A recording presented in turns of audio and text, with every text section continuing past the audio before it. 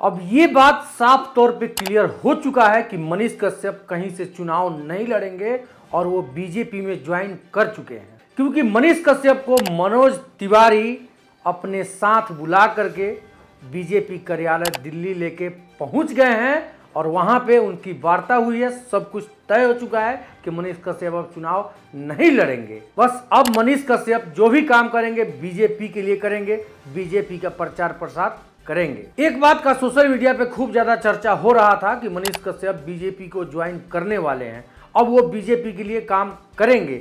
लेकिन ये बात आज तय हो गया, फिक्स हो गया कि ये सुनिश्चित कर दिया गया है मनोज तिवारी के द्वारा कि उनको बीजेपी के कार्यालय में ले जा करके अब मनीष कश्यप बीजेपी में पूर्ण रूप से आ गए हैं। जैसा कि आप लोगों ने देखा होगा कि मनीष कश्यप पश्चिमी चंपारण लोकसभा क्षेत्र से निर्दलीय चुनाव लड़ रहे थे। जब से ये ऐलान किया था मनीष कश्यप ने कि मैं निर्दलीय चुनाव लड़ूंगा, उसके बाद हर एक गांव में, हर एक जगह जगह पे जाके वो अपना चुनावी सभा कर रहे थे। सभा इस तरह का हो रहा था, उसमें वादे इस तरह के हो रहे थे कि जो है सो मनीष कश्यप ही हैं, बाकी पार्टी तो सब बेकार है। अब यहाँ पे सवाल ये उठता है, क्या मनीष कश्यप जो भी वादे किए हैं कि मैं निर्दलीय चुनाव लड़ के आप लोगों की सेवा करूंगा, जनता का भलाई करूंगा, क्या वो बीजेपी में रह के ये बात को वो पूरा कर सकते हैं? जनता उनसे पूछेगी ये सवाल कि क्या मनीष कश्यप आपने क्या किया? जो मनीष कश्यप आरजेडी हो या फिर कांग्रेस हो या फिर बीजेपी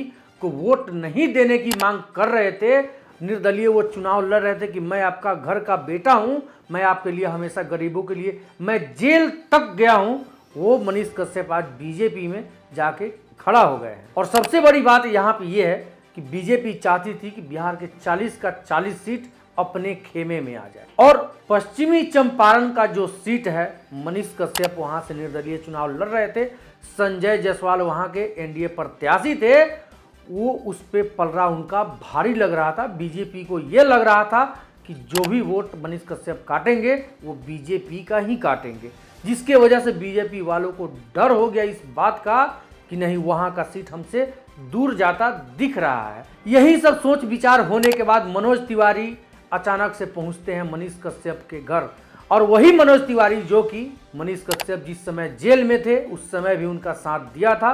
एक बार पहले भी मनीष कश्यप के घर मनोज तिवारी आ चुके हैं और इस बार मनीष कश्यप के घर आए, मनीष कश्यप को डायरेक्ट दिल्ली लेके मुख्य कार्यालय बीजेपी में पहुंच गए। अब आप सोचेंगे कि मनीष कश्यप किस लालच में बीजेपी को ज्वाइन कर रहे हैं, तो मनीष कश्यप को वहां से बहुत बड़ा पद मिलने वाला है। यानी कि सूत्रों से ये पता चल रहा है कि मनीष कश्यप को अगला विधानसभा का टिकट तो मिलेगा ही मिलेगा, इस बार उनको एमएलसी बनाया जा रहा है, जहां तक हमको इन्फॉर्मेशन सूत्रों द्वारा आया है। खैर, अब यही देखना है कि मनीष कश्यप बीजेपी का झंडा कब से उठा लेते हैं, उनका चुनाव का प्रचार प्रसार कब से वो शुरू कर देते हैं, क्योंकि आज तो क्लियर हो गया, कल से हो सकता है, कल से आएंगे बीजेपी के लिए वो अपना झंडा उठा लेंगे। कल से बीजेपी का प्रचार प्रसार जिस तरह से वो करते हैं करते रहेंगे।